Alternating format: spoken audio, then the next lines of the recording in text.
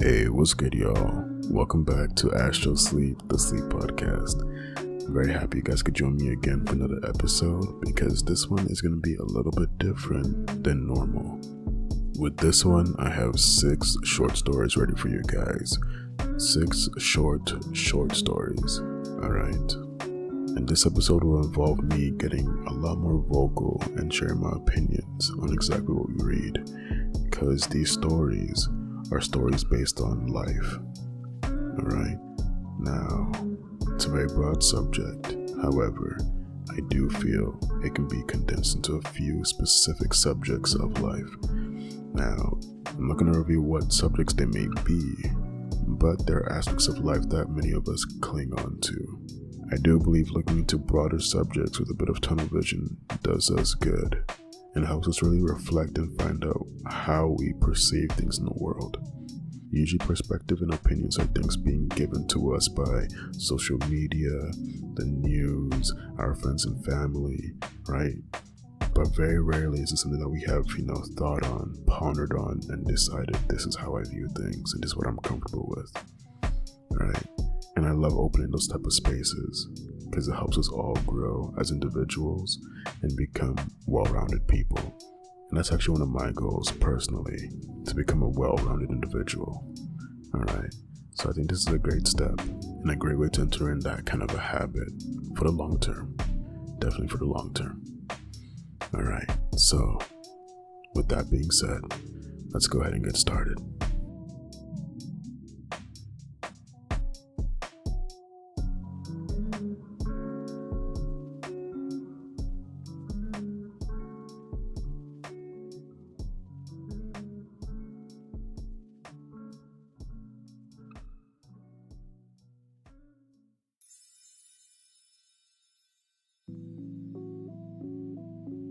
Alright, this first story is by Mac006 and it's called A Pragmatic Take.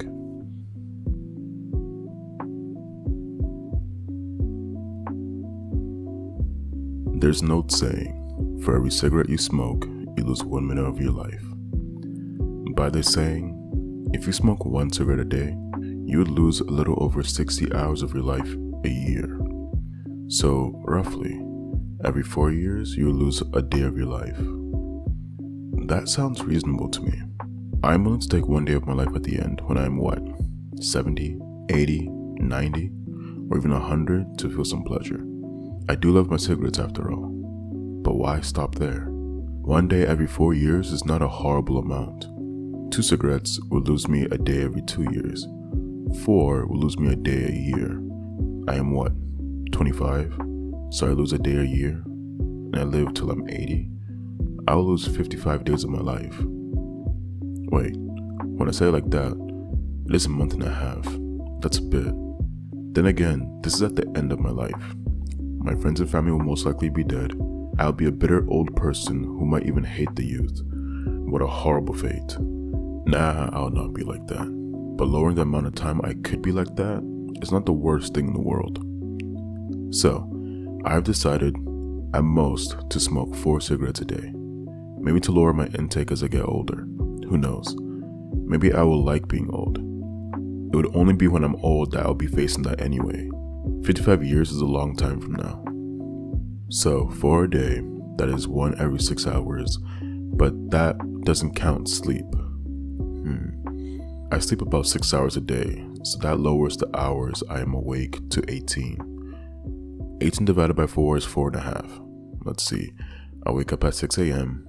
I have 1 then I have 1 during my lunch break about 12:30. I then will wait till I get off of work and have about 1 about 5 o'clock. Probably my car on the way home from work. Finally, around 9:30, I'll have my last one. I then go to sleep at midnight.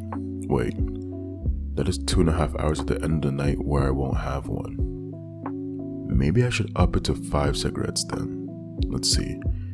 If I do that, it will be, no way, my math was wrong. I would need to smoke my second cigarette at 10:30. Wow, I was off by a lot. That would then be followed by 3 and then 7:30. Then the smoking would stop for the night. There's where I add the 5th cigarette before I go to bed. After all, 1 minute a day is not that horrible. This also raises the question of my lunch break.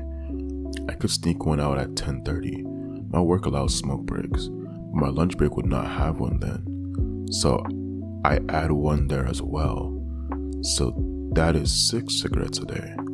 I do that, I lose, let's see. I'm going to need a calculator for this at this point. 6 times 3, 60 divided by 60, 36 hours a year. Okay. I smoked for an estimated 55 years, and I come up with 1,980 hours. Divide that number by 24, and I get 82 days. That is over 2 months. I will be 80 by then, and probably sickly and an old asshole. So living a slightly shorter time might be for the best. Yeah, I'll smoke 6 cigarettes a day. That is not too many, and I will not kill myself smoking that few. So, all that in mind, what time is it? 4:30? So I'm halfway between cigarettes. All this math has made me a bit worried, especially with the thought of losing 2 minutes at the end of my life. Oh, what the hell.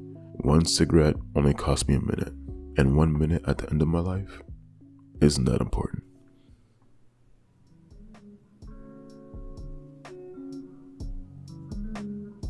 Wow, to witness someone quantifying their entire life based on one factor that they enjoy and don't wish to give up is interesting.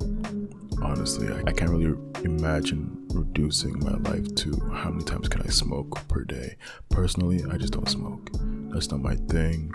I enjoy the sober life. It's difficult to go through life completely sober, maybe, but I thoroughly enjoy the sober life. But wow, I just feel like life has so much more value, and I trust you guys also believe life has so much more value. But it's crazy to think that people actually genuinely look at their life as simple as this, right? I have a list of 30 goals I have to achieve. I have to achieve for me to feel comfortable and feel satisfied with where I've gone in life. And that's just fine. That is completely just fine. Do what is true to you and pursue things that you find valuable in life, and then base your life around it. It's as simple as that. It seems like most people in life find, family valuable, so they'll base their life around family, which is a beautiful thing to see, right? And I have a few different values that I do not wish to ever give up. So as much as I might not have them right now in my hands, I know for a fact I'll be basing my life around those values and working towards them as a whole.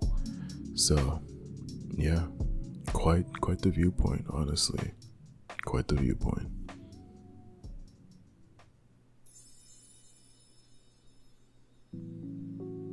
Alright, so with the second story, it is called Inferiority by Amaranths.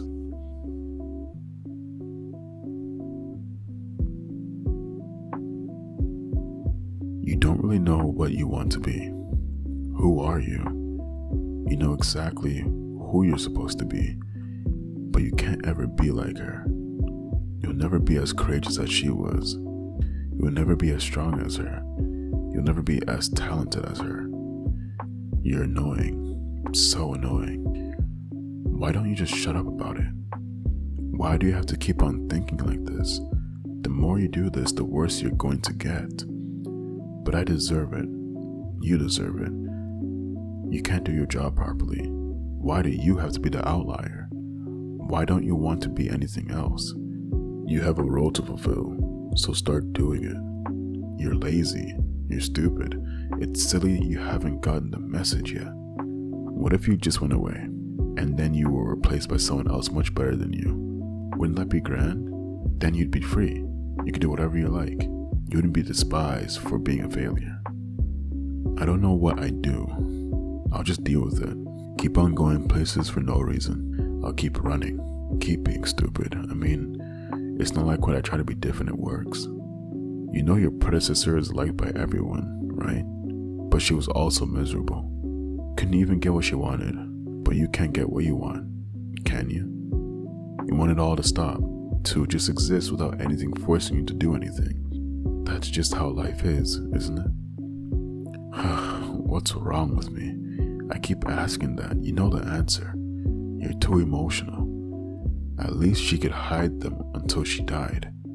That's why she died. Letting her fears take control. Stop being so scared, you coward.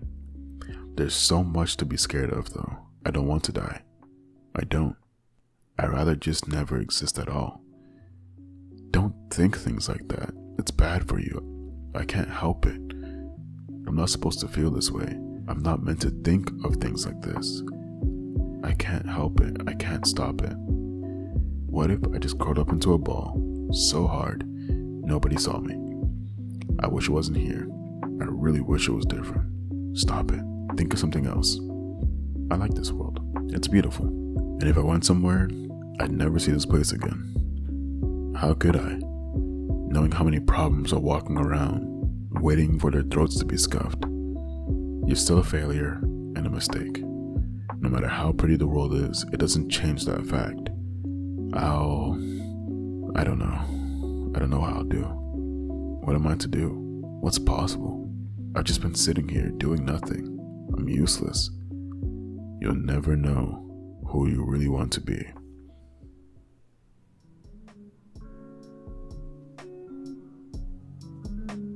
Alright, there we go. And I'm hoping a number of y'all were able to keep up with the back and forth mind battle that was going on in this. It was a little confusing at first for me to really catch on what was happening, especially to, read it. However, when I caught on, I found that very interesting and just how relatable that is for each and every one of us. I'm not sure a lot of people will agree with me on this thought process, but I truly believe one of the greatest battles you will fight in your life happens within the mind.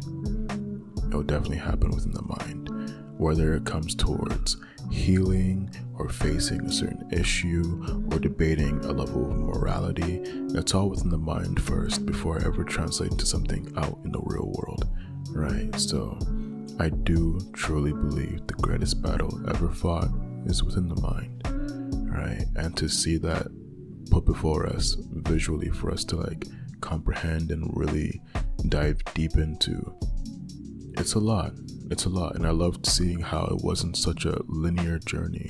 At some point it had looked like she had finally, understood herself to a degree and was fine with what she came up with, and then for her to double back and continue on that back and forth with herself, degrading herself and not feeling 100% comfortable. That's usually how it is, right? Healing is never linear. Life in general is just not linear, right? But that was beautiful to see, despite it being painful. And it might have been painful for some of y'all to listen to that, but it was beautiful nonetheless. Hopefully it even maybe clarified a few things for some of y'all. I know it gave me a new perspective on how I might think through things a little bit from here on out.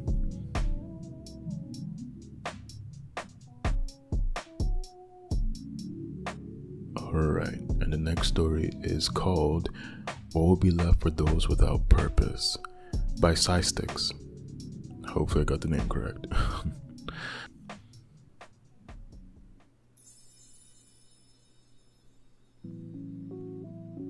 How do you find worth in the world?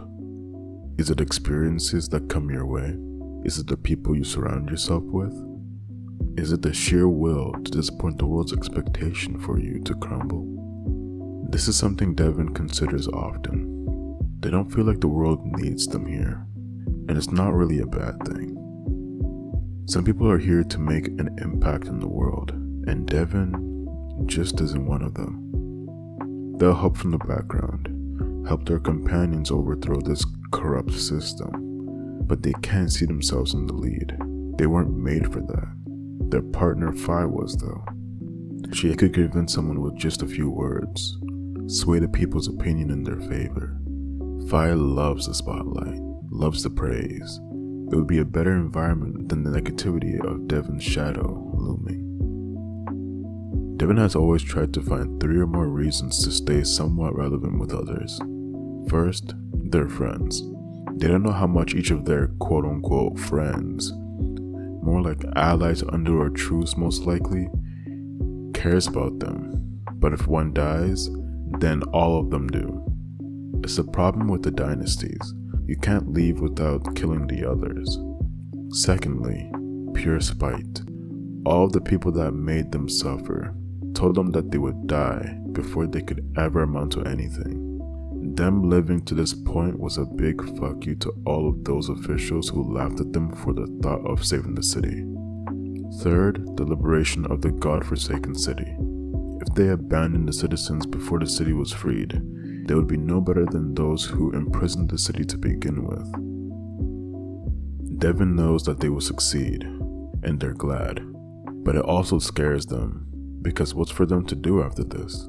They've spent almost all of their life fighting for change, and they will have no purpose after it's done. The world has no place for someone who's outlived their purpose. But what have they even done to save the city? It took them years to start making an impact, and it might even take more to finish. Do they even deserve to say that they were a part of it? They can't compare to what their companions have done. Fi has risked her life over and over by throwing herself straight into the fray. Devon can't count on all of their companions' hands and toes the amount of times that they thought Fi was going to die. Vence is willing to get her hands dirty, willing to dig deep and instigate further than anyone. To be honest, Vence had found nearly 90% of the most integral information for their operations and has no fear for the consequences, or the people she has on her tail wanting her head. When told of the danger, she just laughed and said, "They can watch me prove them wrong." God, even though Devon hates Deimos with a burning passion, he still risks his neck for them. Being an official himself, if they found out his traitorous hobbies, he would disappear faster than Devon could blink. The fact that Deimos has stayed under the radar until now shocked them. Nonetheless, the fact that he was alive and still being as noticeable as possible is better than Devon's lack of, well, anything. They seek out people that Vence can't. They're only on missions to get Fi the materials she needs, and are barely needed to learn targets for Deimos. Their existence is pointless when they're surrounded by people who are far more talented than themselves. Even though Devon has come to terms with these realizations, they are somewhat surprised at their companions' lack of corroboration to their news. Vence immediately goes quiet before loudly challenging them to different games. Devon is pretty sure that they are throwing the contests, but she just laughs and tells them to stop being so fucking humble. Fi gives a gentle smile. Devon is much more used to a boisterous one, and reminds them for the rest of the day that they do matter. They'll also catch Fi failing to stealthily hide tiny gifts to them afterwards, or will let everyone know at their next heist that my little dove found all your weaknesses, and you wish you had a partner like mine. But of everyone's reactions, Devon found Deimos the most comforting. He invites Devon to drink. But, by the way, first rule of Deimos' house, everything is typically poisoned. The only not poisoned food is anything you bring, but even then, there's still a chance. Yet somehow all the wine he has during their chats is completely fine. And they both just sat out on his terrace, overlooking a part of the city. Sometimes these sessions have them talking or arguing, but it's mainly comfortable silence besides the city below. Out of all their companions' reactions, Devon likes Deimos's the most. They may almost never get along. After all, they are each other's self-proclaimed nemesis, but they know that they are the same. There's no need for words, no need for comforting actions. Just a simple recognition of the knowledge of each other's struggles will do. Devon finds himself at a party that Deimos is throwing, a combination of New Year's and a successful heist. They hold 2 slips of paper, one that holds a message that they wrote a year ago for themselves, and an empty waiting for words to give to the year to come. Unfurling the first one reveals a question that they've been pondering for a while. What will be left for those without a purpose? They stare at the paper before turning their attention to the blank slip. After they finished writing, the paper was dropped into the jar, floating down gently before settling beside 3 different slips of different origins. Devin moves away from the jar and returns to the side of their companions. Perhaps this year they'll find another purpose, another way to help no longer in the shadows, but in the light. What is left for those without a purpose is a chance to start anew. Even if it doesn't feel like it now, you'll find your place, your purpose. You might feel like you don't matter, but you do. Don't give up, especially if others wish to see you fall. Get up, brush the dirt off, and tell them to go fuck themselves. You're the only one who can decide your purpose and your destiny. Rise up from the darkness and become a beacon of light. Devin Bow, a year ago.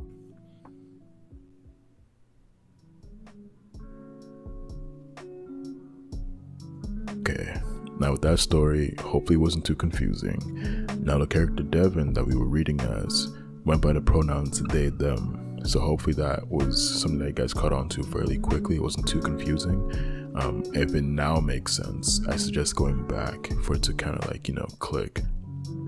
The idea of completing your purpose early in life and then having to find something new to do, I can't really imagine it. However, that's only because I feel like I have one purpose and I have multiple goals, multiple mini purposes to hit to get to that point, right, of fulfilling that one purpose.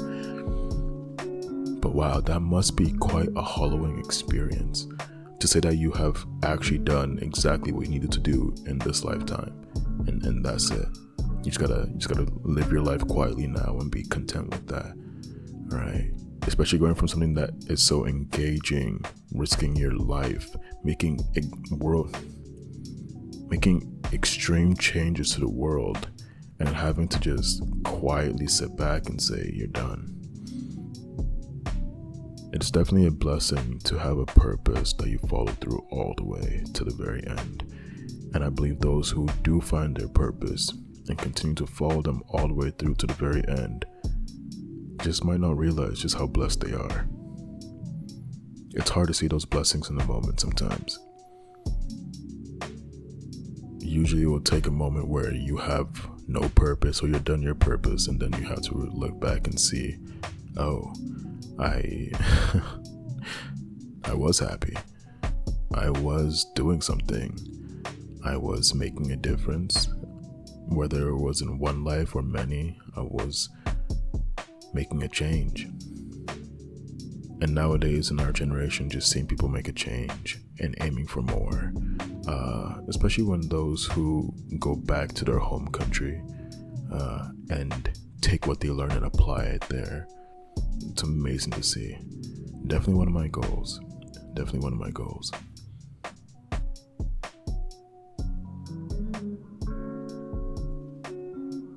Okay, now with the next story by Ghosty Parade called Many Voices Scream as One, Yet the World Moves On.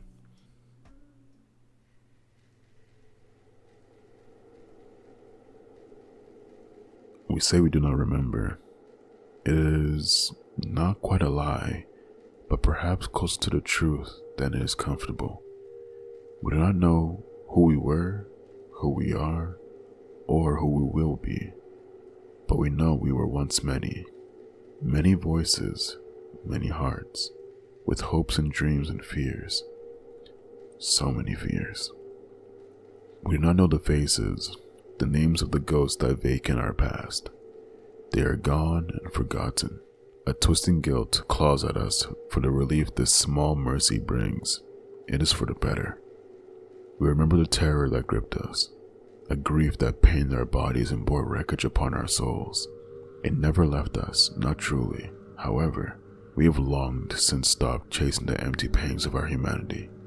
We pretend not to hear the deafening cries of church bells as we gaze upon the spots that dot skin, like freckles, but we know we are not. Remember how they once oozed, boils erupting under too hot or too cold skin, bringing with it the desolation of the forgotten. We prayed to gods that had forsaken us to the rot. They did not answer. So instead, we, the desperate, turned our pleas to something else, something older, something dead. 1,000 voices screamed as one, and something answered. Sometimes we wish it did not, when all we know is the itching of existing wrong, of being in a world where we have not vacated hundreds of years ago, cramped in a form that should not be. We have not stopped screaming. We are drawn to the hurt, a moth to the flame. It burns and burns, but we cannot go away. We used to try to help, at least we think so, to stop the burning, pain, hurt, and fear. We see faces. They are all just blurred together. The bile sears our throat in mock vengeance. Something crawls beneath our skin. Their face of stark fear meets us as they stare into the not freckles, the wrong skin, stretched far too thin over far too many bodies, yet not nearly enough. They act with an impulsive certainty, yet we know they do not see us. We try not to let it hurt. Do we make it worse? It does not matter. Still, we cannot stop. We do not walk the realm of the end, yet our place is not amongst the living. Deep inside our shared being, some voices whispered that it might be different next time, and other such maniacal comforts that draw a mocking of hope and false comforts. Their voices are dwindling. We do not yet know how we feel about that.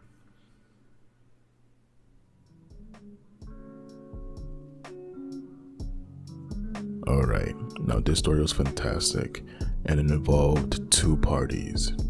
The ones that were crying out for this dead god, and then the dead god responding in that moment. Right? Hopefully you're able to catch that transition. With my background in religion and spiritual beliefs, I personally no longer follow religion. I do believe in a level of spirituality though. It's very interesting to see just how important a belief in life is and how far it can carry you, where people will have their entire life be surrounded and consumed by one particular belief. Now in this case, it was almost cult-like, and there are a number of groups out there that, reflect this, unfortunately. One thing to always be sure about is that your belief system, or the one belief that you hold dear to yourself, is one that is not only just a blessing to yourself, but a blessing to those around you. In this story, it didn't seem like that was the case. However, it was interesting to see. A belief can definitely consume you if you let it. You just gotta hope that people who do have a belief or belief system that they are consumed by, it yields good fruit, and it doesn't yield a rotten result.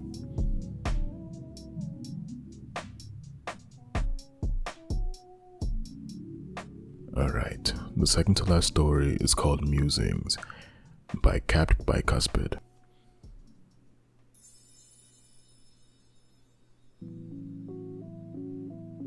It's a quick motion, the pushing of feet against the ground, left foot, and then he's moving forward, right foot, and he's going faster, and again, and it assures only that he wouldn't stop moving forward in this not so great circuit filled with neon lights. It's entirely euphoric to move in a rink because unlike the streets, everyone present moved with him. Skating in a rink was one of his favorite Thursday night activities, especially when he went on his own. Skating is not entirely different from dance. It's just as soothing and just as delicate. It's a perfect state of mind in which to make difficult decisions. He liked to come skate to think, and he sure had plenty to think about. Not that he needed to worry about things. No, he just needed to think. A man who can think can follow his dreams, and Simon had dreams to chase. A friend further west had invited him to come stay out there, to come stay in Seattle for as long as he liked. Namely, Cass wanted him to spend forever in Seattle, and Seattle was pretty far away.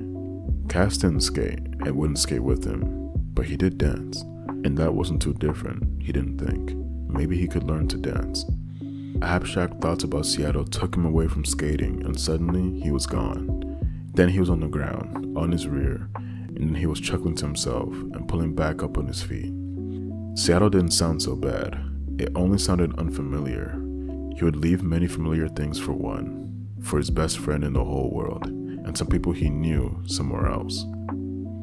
Someone passed by asking if he was okay, and Simon flashed him a grin with his nod and a thumbs up just in case the ever-moving neon lights left his Good Samaritan unclear on his response.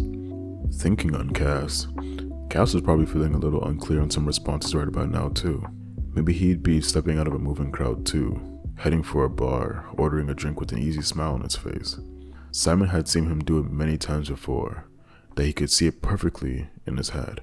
He got to see something special in his best friend in those moments between dances, something peaceful and easy that he would often feel with himself in this place on the rink. He maneuvered himself easily off the floor and onto the more wheel-resistant carpet, seeking somewhere to sit. He spent a while there, watching the people move under the lights, wondering about Seattle. He wondered if he'd be able to find a rink there. Perhaps he found himself learning how to dance instead, sitting in Cass's passenger seat and just watching the night lights from behind the window on the way somewhere else he'd never been. He had little to keep him here though, save for loose connections to family, a lease, and a job. He saw much more opportunity to chase those dreams he'd stored up with his best friend. He sighed and stood up again. He wasn't sure why, because he sat down almost immediately afterwards. He would miss them. He wasn't sure if he'd fly back for the holidays. He didn't think anyone would miss him. He'd been spending those special days with Cass for several years now, on account of the tension in the room every time someone walked through the door. So as long as he made those phone calls twice a month, they shouldn't worry too much. But there were jobs west. There were leases west. There had to be clubs for dancing and rinks for skating, alleys for bowling and bars for drinking. Cassie knew people out there, so maybe there were bigger holidays west too.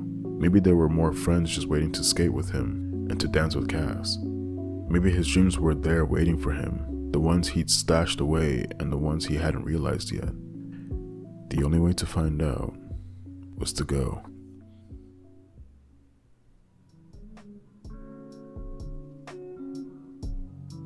It is so refreshing to hear a story where someone's big dilemma is two good outcomes, right? Either they were to stay where they're at, enjoy what they're doing, and be very content with their life, or take a risk for something greater, right? Potentially greater.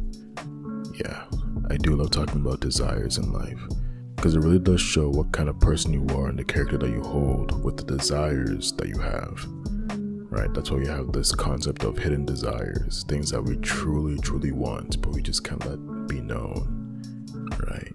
And of course, everybody has hidden desires, even myself. Will you guys ever find out?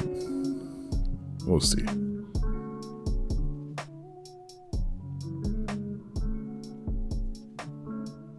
Alright, and we made it to the last story. This is by Peachy Tyfling called He Feels Like Home.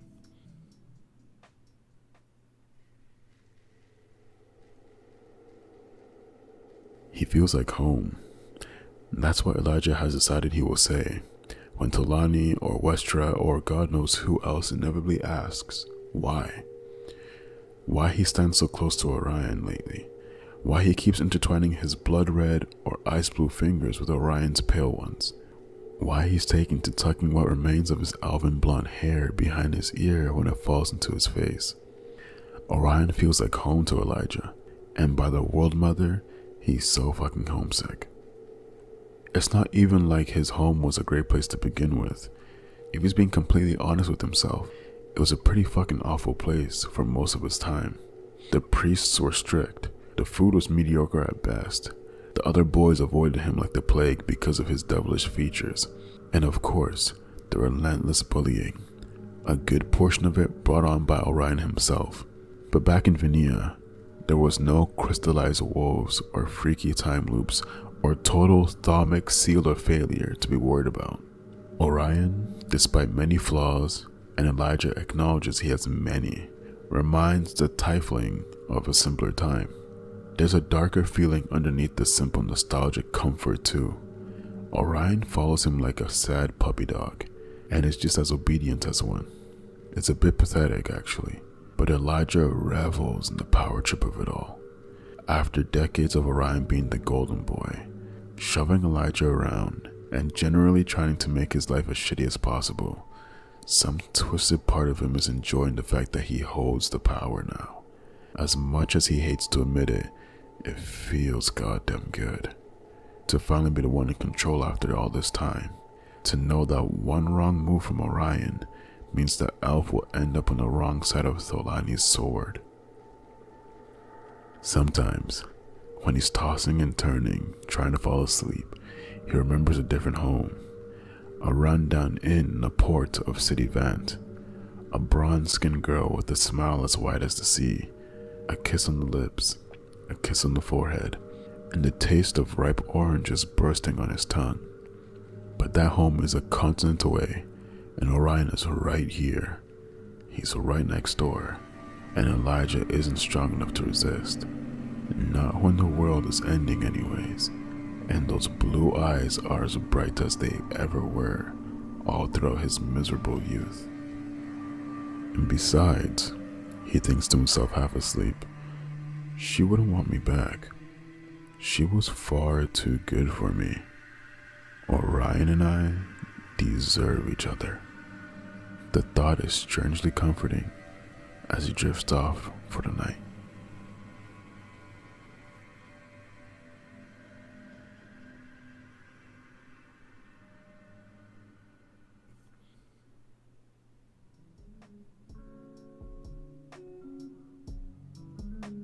Done and done. And that was the last story that I had for you guys.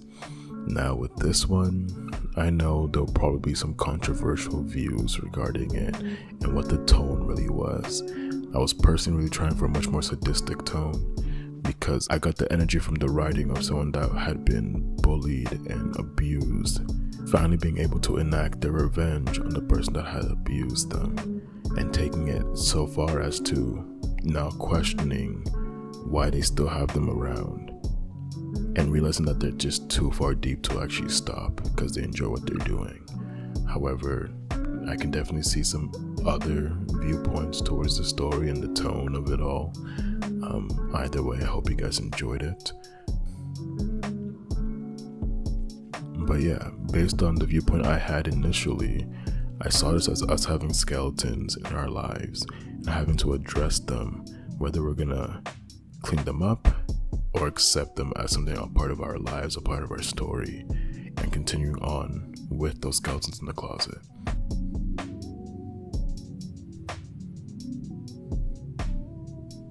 And that is the end of our journey through these 6 stories regarding life.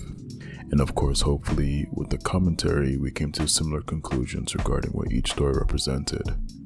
And of course, one day I would love to hear you guys' views and perspectives on this specific podcast, on these stories, whether it's through email or comments, or even going to my YouTube channel to leave a comment there. Fantastic. I love the idea of being able to hear back from y'all. Like, that just sounds amazing to me. Now, going through these stories, starting with the Pragmatic Take, the first story, it was simply on the value of life. And within this story, this was done through the lens of someone who based their value on life through smoking, which was for them a non-negotiable.